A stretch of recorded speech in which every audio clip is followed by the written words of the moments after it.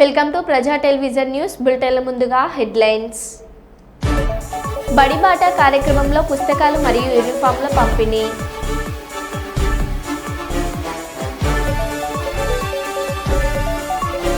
అహ్మదాబాద్ విమాన ప్రమాదం update. Medical college హాస్టల్పై కూలిన విమానం.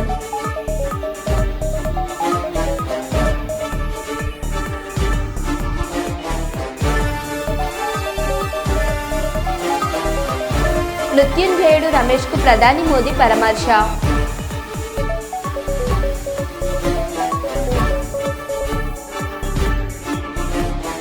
కేంద్ర హోంమంత్రి అమిత్ షా అహ్మదాబాద్లోని ఆసుపత్రిని సందర్శించారు.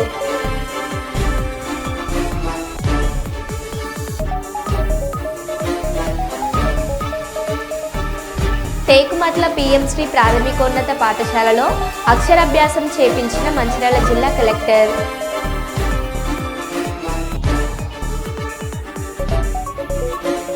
ఎలిగేడు మండల కేంద్రంలో నూతన పోలీస్ స్టేషన్ ప్రారంభోత్సవం. ఇక వివరాల్లోకి వెళ్తే, నాకు మంత్రి పదవి కావాలి. రాష్ట్రంలో గొల్ల కుర్మలకు ఎలాంటి పదవులు లేవు. గొల్ల కుర్మల కులం నుండి గెలిచిన ఏకైక ఎమ్మెల్యే నేనే కాబట్టి నాకు మంత్రి పదవి ఇవ్వాలి అని ఆలేరు కాంగ్రెస్ ఎమ్మెల్యే బీర్లా ఐలయ్య అన్నారు. తెలంగాణ రాష్ట్రంలో గొల్ల కుర్మల సంఖ్య మొదటగా ఉన్న సందర్భంగా గొల్లలు 22 లక్షల మంది, కుర్మలు 6 లక్షల మంది కలిపితే 28 లక్షల మంది గొల్ల కుర్మలున్నారు.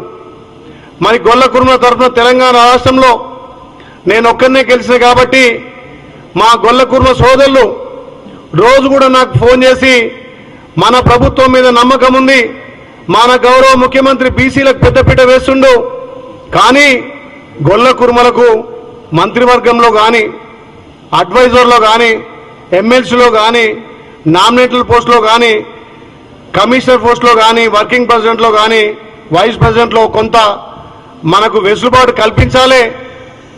అంతర్జాతీయ బాల కార్మికుల వ్యతిరేక దినోత్సవాన్ని పురస్కరించుకొని స్థానిక కర్నూలు జిల్లా న్యాయ సేవా సంస్థ భవనంలో జిల్లా న్యాయ సేవా సంస్థ సెక్రటరీ గారైనటువంటి లీలా వెంకట శేషాద్రి ఆధ్వర్యంలో క్రాఫ్ ఆధ్వర్యంలో తయారు చేయబడినటువంటి బాల కార్మిక వ్యతిరేక పోస్టర్ను కర్నూలు జిల్లా చైల్డ్ ఫోరం ఏర్పాటు చేసిన ఈ కార్యక్రమంలో జిల్లా న్యాయ సేవా సంస్థ సెక్రటరీ పోస్టర్లు రిలీజ్ చేయడం జరిగింది.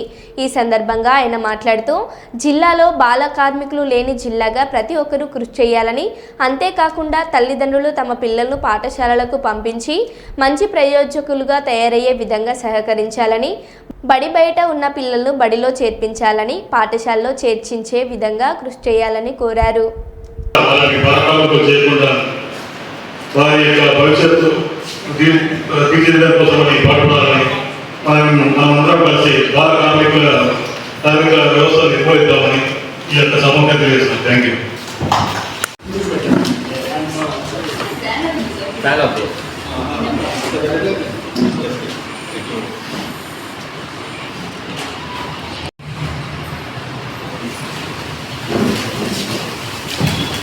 Now I request the President, our President,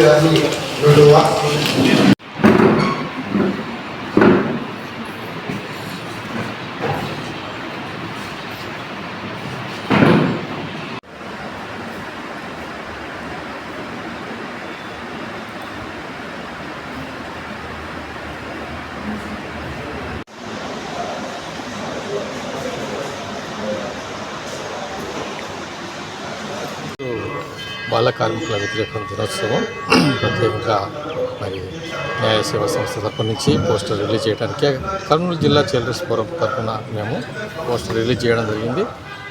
అయితే గత కొన్ని సంవత్సరాల నుంచి ఈ యొక్క బాల కార్మికుల గురించి ఎక్కువగా ప్రచారం చేయడం వల్ల కొంతవరకు మేలుకరంగా జరుగుతుంది. అయితే ఇంకా పరిపూర్ణంగా జరగాలంటే అందరూ బాధ్యత తీసుకోవాలి.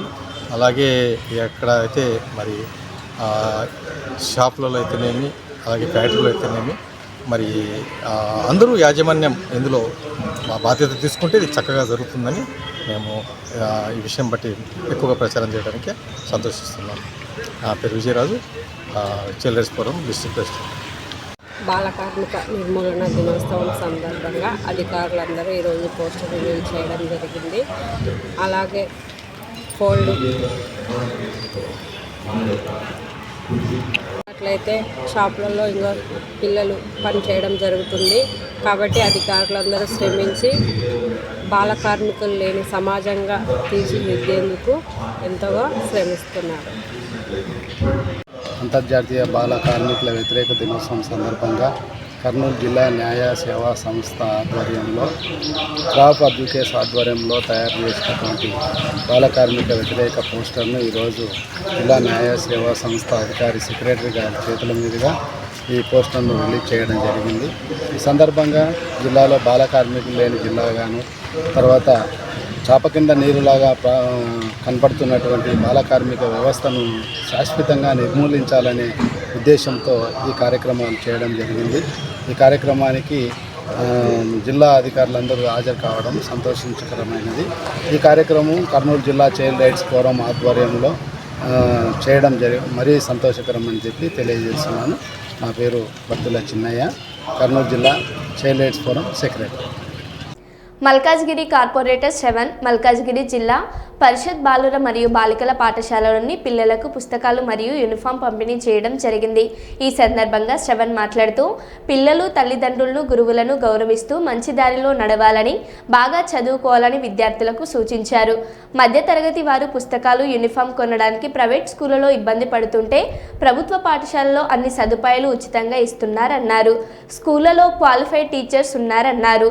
ఈ కార్యక్రమంలో hard miss Saraswati, head master Venkataramana, ఇతర టీచర్లు పాల్గొన్నారు. పనులు చేస్తారు కదా, అవునా కదా, చేసి మరి సాయంత్రం కానీ వాళ్ళ మీకోసం వెయిట్ చేస్తుంటారు కదా. మరి అటువంటి తల్లిదండ్రులని బాగా చూసుకోవాలంటే మీరు చేయాల్సింది బాగా చదువుకోవాలి. అంటే బాగా చదువుకుంటారని ఆశిస్తూ ఈ కార్యక్రమాన్ని విజయవంతంగా మొదలు పెట్టుకుందాం. భారత్ మాతాకి, భారత్ మాతాకి, భారత్ మాతాకి, భారత్ మాతాకి.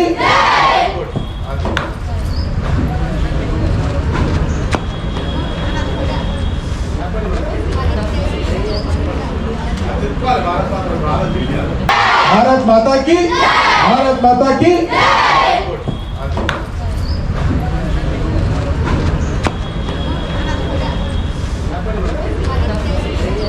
भारत माता की,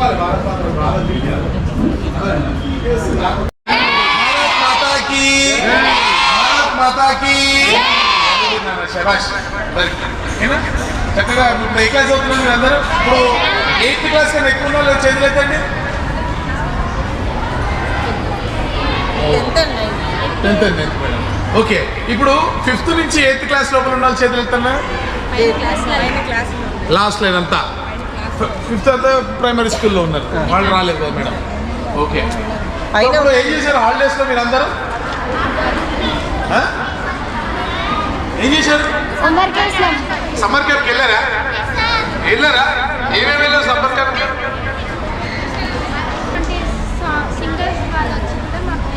వెరీ గుడ్. పాటలు నేర్చుకున్నారా? మరి పాడతావా? నిమిషం, ఒక్క నిమిషం పాడు. ఒకటే ఎక్కువ వద్దు కానీ కొంచెం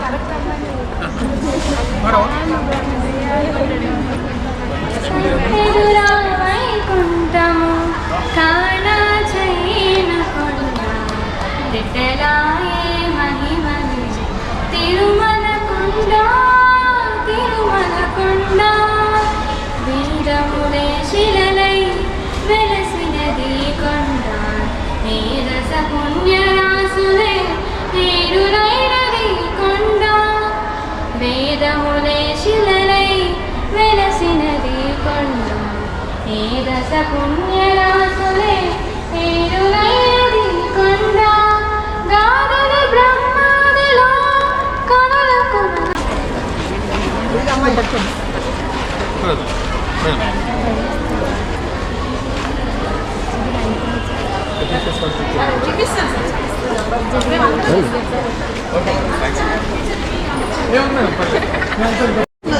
సో అందరికీ నమస్తే. నేను శ్రవణ్, మల్కాజ్గిరి కార్పొరేటర్. ఈరోజు జిల్లా పరిషత్ బాలికల పాఠశాల మల్కాజ్గిరిలో బడిబాటలో భాగంగా పిల్లలకు పాఠ్య పుస్తకాలు లేకపోతే నోట్బుక్స్ మరి యూనిఫామ్స్ కూడా మరి ప్రధాన ఉపాధ్యాయులు శ్రీమతి సరస్వతి గారి ఆధ్వర్యంలో మరి కార్యక్రమాన్ని చేపట్టడం జరిగింది. చక్కగా పిల్లలందరూ కూడా పుస్తకాల పంపిణీ, యూనిఫామ్ పంపిణీ చేయడం జరిగింది. ఈ సందర్భంగా మరి స్కూల్స్ తెరిచిన తర్వాత మరి అనేక మంది పేరెంట్స్ ఇబ్బందులు పడుతూ ఉన్నారు ఫీజులు కట్టడానికి, బుక్కులు కొనడానికి, బ్యాగులు కొనడానికి. కానీ మన స్కూల్లో ఉచితంగా ఇస్తూ ఉన్నాము. ఈ ప్రభుత్వం చేస్తున్నటువంటి పిల్లలకి ప్రోత్సాహాన్ని ఏదైతే ఉందో ఇది ప్రజలందరూ కూడా అందిపుచ్చుకోవాలని చెప్పి ఇక్కడ ఉన్నటువంటి విశాలమైనటువంటి గ్రౌండ్స్ కూడా వేరే ఎక్కడ లేవు. యాక్చువల్లీ మా దగ్గర ఉన్నటువంటి విశాలమైన గ్రౌండ్స్ కూడా ఎక్కడా లేవు. పిల్లలందరూ కూడా చక్కగా పేరెంట్స్ అందరూ కూడా పిల్లల్ని స్కూళ్ళకి పంపించాలని చెప్పి పిల్లలు కూడా ఈ అవకాశం ఏదైతే ఉందో, ఈ ప్రోత్సాహకం ఏదైతే ఉందో దీన్ని చక్కగా ఉపయోగించుకొని బాగా చదువుకోవాలని చెప్పి క్వాలిఫైడ్ టీచర్సు, బుక్స్, స్టాఫ్, మరి యూనిఫాము, గ్రౌండ్స్ అన్నీ ఉన్నటువంటి స్కూల్లో వీళ్ళందరూ కూడా రాణించాలని చెప్పి భవిష్యత్తులో పెద్ద స్థానాల్లో ఉండాలని చెప్పి మనస్ఫూర్తిగా కోరుకుంటున్నాం. భారత్ మాతాకి జై. విమానంలో 1.25 లక్షల లీటర్ల ఇంధనం ఉన్నట్లు కేంద్ర హోంమంత్రి అమిత్ షా స్పష్టం చేశారు. క్షణాల్లో నేల కూలిన వెంటనే భారీగా మంటలు వ్యాపించడంతో ప్రయాణికులను రక్షించేందుకు అవకాశం లేకుండా పోయిందన్నారు.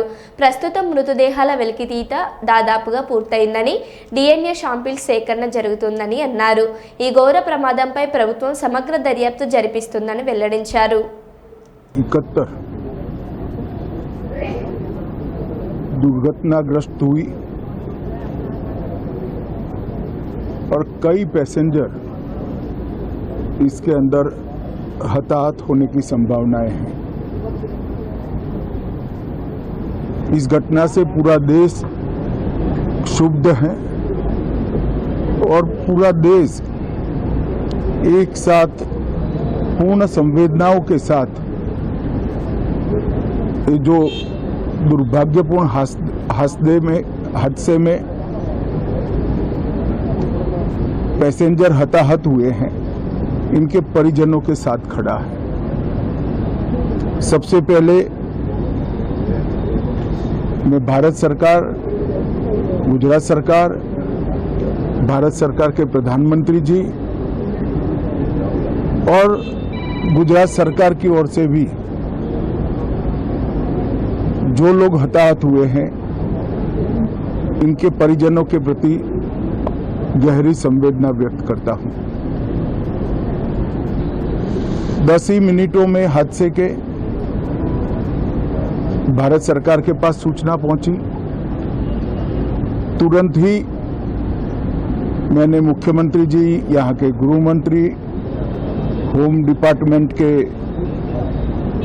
Control room, civil aviation department, civil aviation मंत्री, सभी से संपर्क किया।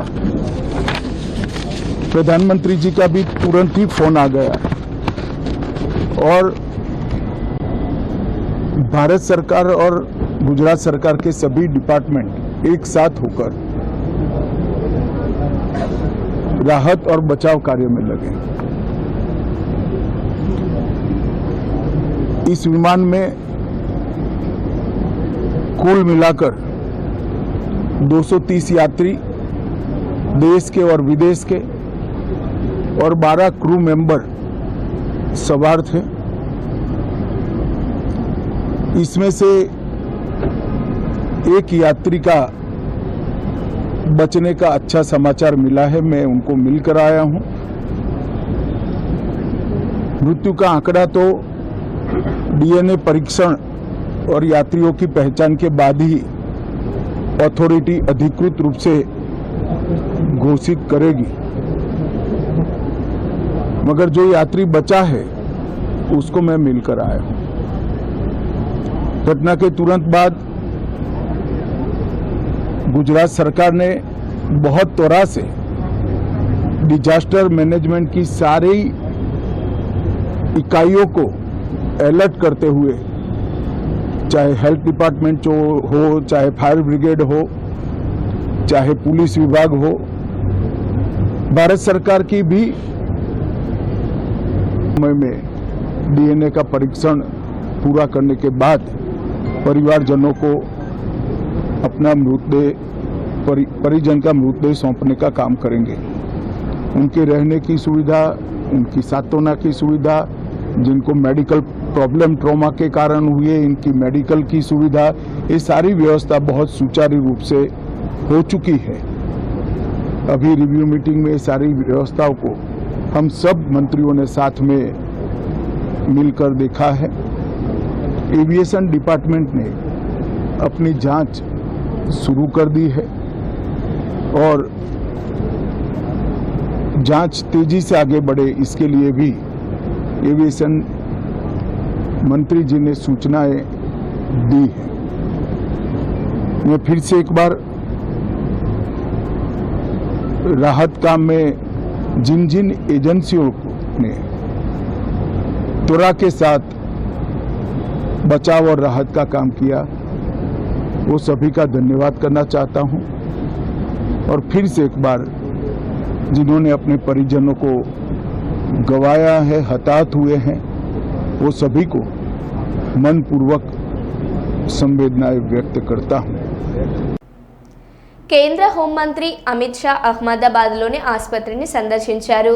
విమాన ప్రమాద సంఘటన స్థలంలో సహాయక చర్యల్లో కేంద్ర విమాన శాఖ మంత్రి రామ్మోహన్ నాయుడు పాల్గొన్నారు.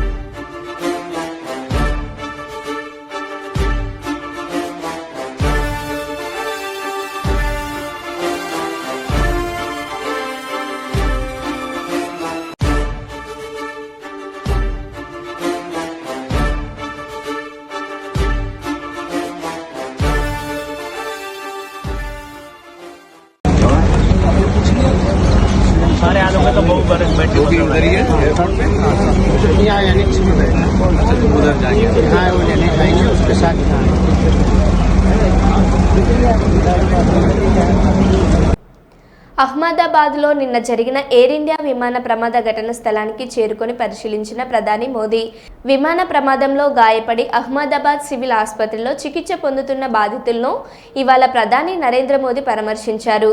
విమానంలో మొత్తం 242 మంది ఉండగా భారత సంతతికి చెందిన విశ్వాస్ కుమార్ రమేష్ ఒక్కరే క్షేమంగా బయటపడ్డారు. దీంతో ఆసుపత్రిలో చికిత్స పొందుతున్న రమేష్ను ప్రధాని మోదీ పరామర్శించి ప్రమాద తీరును అడిగి తెలుసుకున్నారు.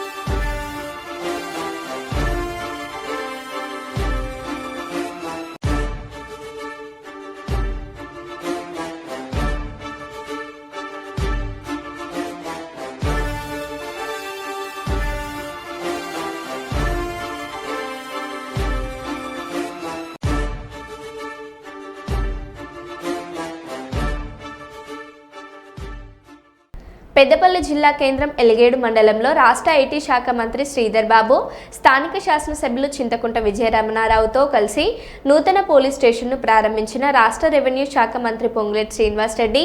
ఈ సందర్భంగా మంత్రులు మాట్లాడుతూ స్థానిక శాసనసభ్యులు చింతకుంట విజయరమణారావు కృషి వల్లనే నూతన పోలీస్ స్టేషన్ ప్రారంభోత్సవ కళ సహకారమైందని తెలిపారు.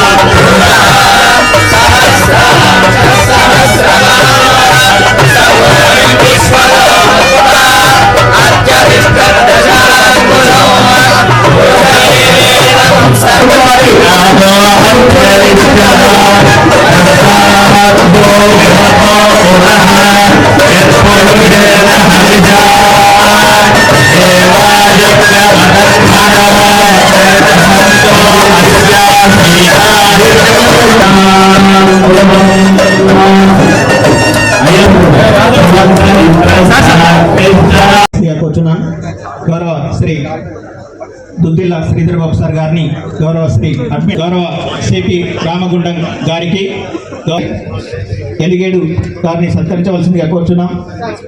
గౌరవ కలెక్టర్ పెద్దపల్లి గారికి, సిఐ సుల్తానాబాద్ గారిని సత్కరించవలసిందిగా ఎలిగేడు గారు సత్కరించవలసిందిగా కోరుచున్నాం.